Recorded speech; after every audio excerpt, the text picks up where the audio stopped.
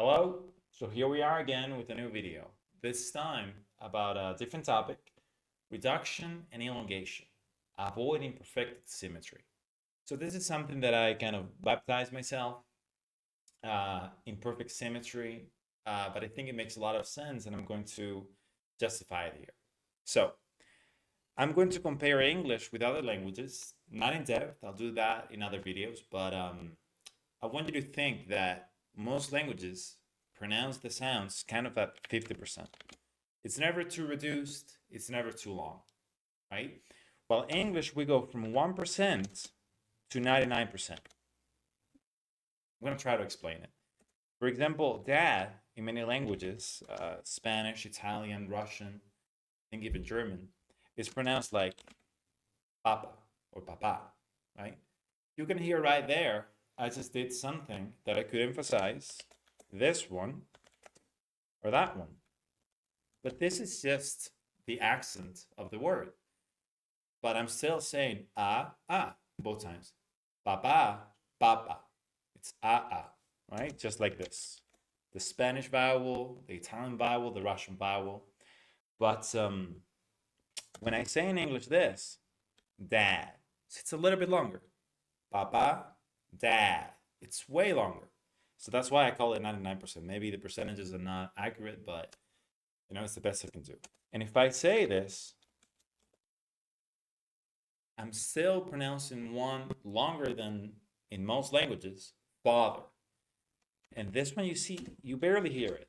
That's why I represent it again with the underscore. The three symbols that I use that are a little bit hard are the underscore for the asterisk for da da da, like this, da da da da da da, moving this, and the two apostrophes, which is not really the quote symbol, just two apostrophes to represent the glottal T, like cat instead of cat, right? Just a reminder. But okay, coming back to this. So you see that English is very different from other languages. So I love the name reduction because it's true that there are many, many sounds that get reduced in English. But elongation, I don't really like it because it's not that we expand the sounds more. We just pronounce it the way it should be pronounced 99%, okay, or 100% if you want to say it like that. Like, for example, if I have a name like this, and I pronounce it in Spanish, Russian, Italian, any other language that is in English or languages that are stressed, they sound very fast. It's 50%. John, John. In English, it would be with a dog vowel. John, very big. John, John, John. See, it's a little bit bigger. And if I pronounce the full name in Spanish, it would be John Smith with a Spanish accent. John Smith. While in English, it is John Smith. See, it's bigger. But that's the real pronunciation. So we never really get elongation. We don't make words longer than they should be. We just pronounce them fully sometimes. And many, many times we reduce them. Okay? And we're going to see that. I think something that really hurts a lot of students are abbreviations, right? Like, for example, typing you are like this.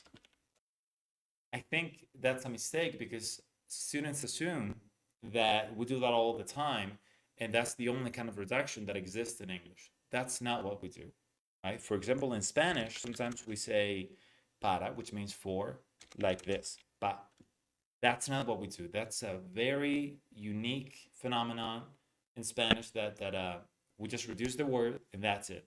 In English, it happens all the time and it's way bigger than this.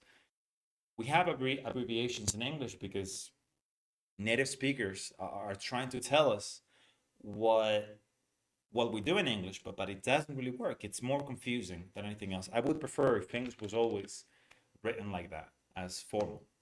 But because this is the thing. For example, everyone knows didn't, right? Pronounce again with a glottal T. Didn't. Two glottal T's. Didn't. That's the way we say it. But in real life, in conversation, you don't really hear that. Most of the time, you hear this. Did not. And not is expanded. not expanded. I'm just pronouncing it fully. If I pronounce the two words, this is what I'm saying. Both are going to be 99% or 100%. Did not. That's the real pronunciation of both. But in real life, when I'm speaking, did doesn't really matter. You always have to choose. This is something that I explained before in the previous lesson when I was talking about the rhythm and about pointing your finger when something matters. So did is reduced, and we expand not. I did not do it. Like this. When you look at that sentence, you know that not